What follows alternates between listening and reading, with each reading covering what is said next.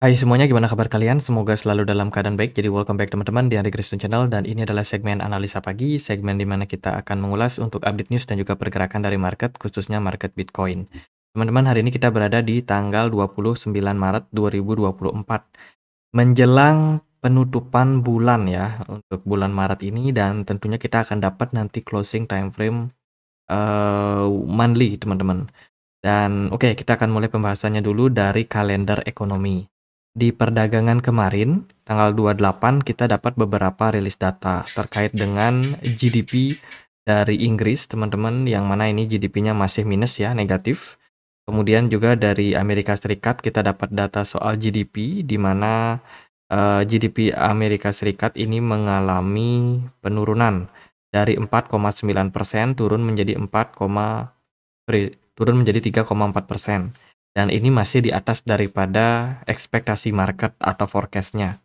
Kemudian dari data initial jobless claim, klaim pengangguran mengalami penurunan teman-teman, yang berarti lebih banyak orang yang produktif saat ini, meskipun tidak terlalu jomplang ya, tipis aja.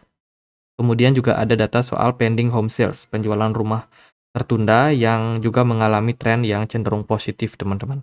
Dari data ini kemarin menyebabkan impact terhadap indeks dolar sedikit mengalami penguatan. Ya, nggak terlalu signifikan, tapi ya oke lah. Nah, di perdagangan hari ini, teman-teman, kita akan dapat rilis data terkait dengan PCE inflation. Ya, data inflasi yang sangat penting dan sering sekali menjadi acuan dari The Fed dalam hal mengambil keputusan terkait dengan suku bunga.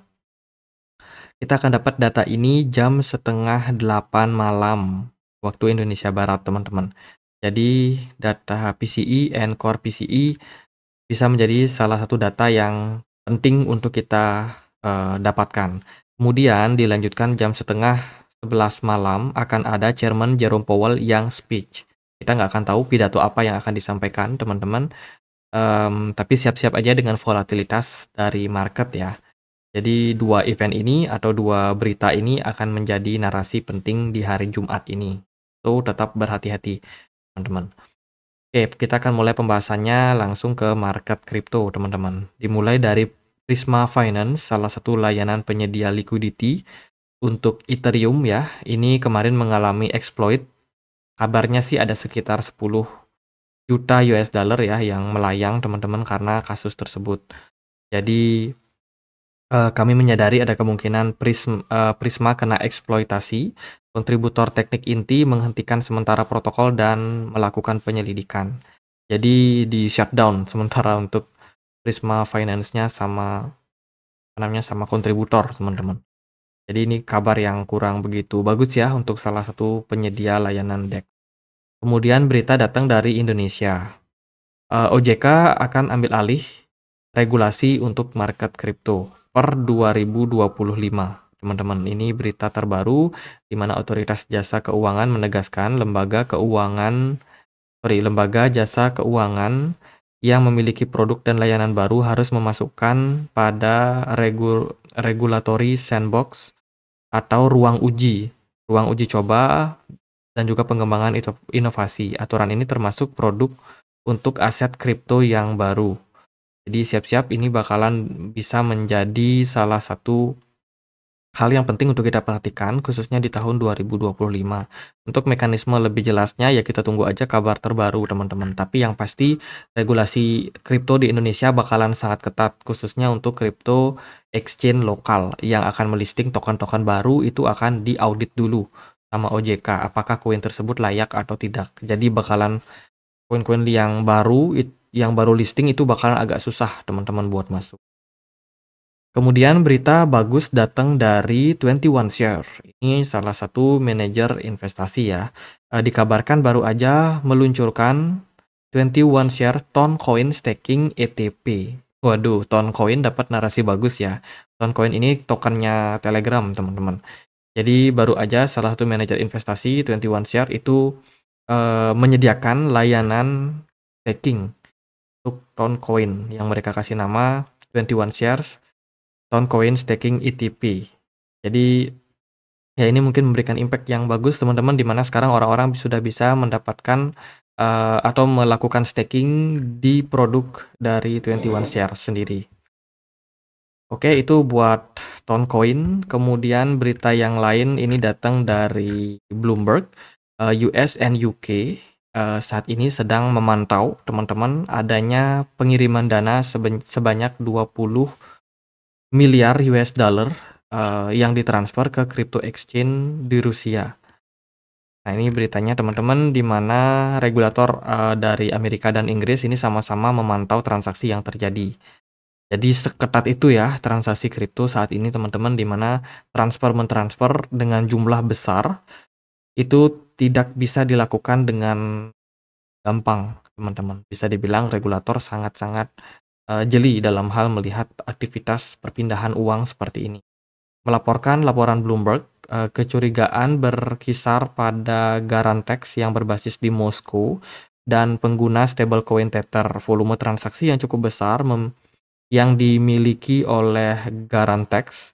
Garantex ini nama exchange-nya ya, menggunakan stablecoin telah menimbulkan tanda bahaya, mendorong badan pengawas untuk melakukan penyelidikan lebih lanjut potensi menghindari sanksi dan aktivitas keuangan terlarang. Jadi regulator kembali menjadi salah satu momok teman-teman untuk market kripto.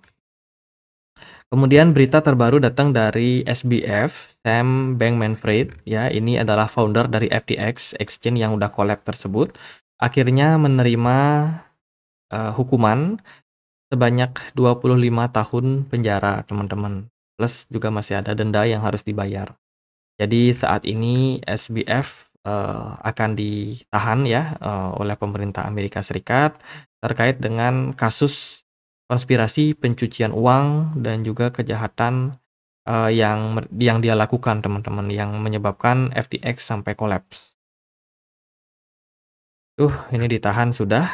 Kemudian berita yang lain datang dari Bitwise, kabarnya akan mengajukan untuk ETF Ethereum teman-teman, yang berpotensi bakalan listing ya. Ini masih bakalan menunggu approval dari SEC.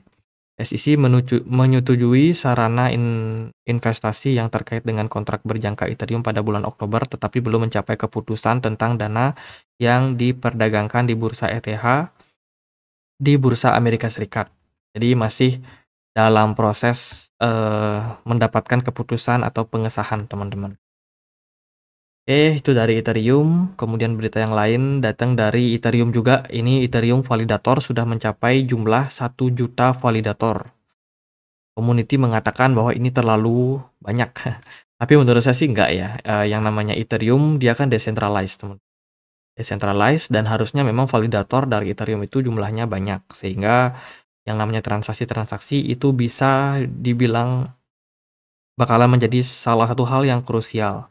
Jadi semakin banyak validator, saya rasa ini bakalan membuat transaksi yang terjadi di jaringan Ethereum semakin aman. Semakin aman, dan orang-orang juga akan lebih nyaman melakukan transaksi di jaringan dari Ethereum karena keamanannya. Meskipun kita tahu dari segi biaya itu cukup mahal. Tapi memang ada harga yang harus dibayar. Kemudian teman-teman, ada tokenisasi dari US Treasury saat ini sudah mencapai 1 miliar US dollar. Besar banget ya teman-teman. Semenjak peluncuran BlackRock, apa sih namanya, produk BlackRock itu, Build itu teman-teman, saat ini 16 token governance itu sudah dibilang sudah tercatat ya, sudah tercatat dan join di dalam proyek ini. Yang artinya adalah project tokenisasi ini bakalan bisa rame teman-teman dalam beberapa bulan ke depannya. Jadi ini berita yang bagus menurut saya sebagai salah satu inovasi tokenisasi yang tentunya mengarah kepada penggunaan teknologi blockchain yang lebih luas, lebih masif di banyak institusi besar guna melakukan tokenisasi aset-aset nyata. Jadi saat ini dashboard menunjukkan bahwa sekitar 1,08 miliar US dollar dalam Treasury Amerika Serikat kini telah diberi token pada 17 produk. Berikut ini adalah token-tokennya. Zoom out dikit.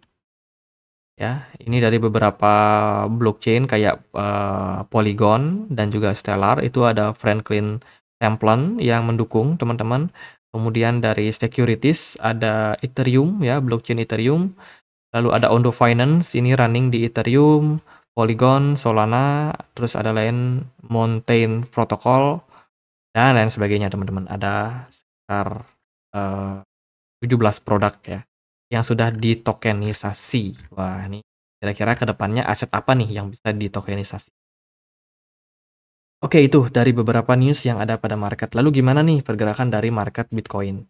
Kemarin, Bitcoin bisa dibilang masih tetap bertahan di kisaran range 70.800 teman-teman, market cenderung sideways. Tampaknya market wait and see ya, lagi coba buat cooling down teman-teman. Dan juga sepertinya data yang akan kita tunggu yaitu data terkait dengan apa namanya, keputusan dari inflasi dan juga pidato dari Jerome Powell. Mungkin itu yang menjadi indikasi penting, teman-teman. Selain itu, BTC Dominance kemarin ada kenaikan tipis ya, tapi tidak terlalu signifikan. Dogecoin, Doge kembali mengalami penguatan sampai 15%. Lalu ada GRT dan token-token AI lainnya yang dikabarkan bakal merger ya, ada Agix, kemudian Fed AI, dan juga Ocean Protocol itu, isunya akan merger dan tentu saja bisa meningkatkan valuasinya ke depannya, teman-teman. Selain itu juga ada, ya beberapa koin kayak Kaspa ini mulai, ada kenaikan 5% teman-teman, tapi masih dalam tahap koreksi ya kalau kita perhatikan.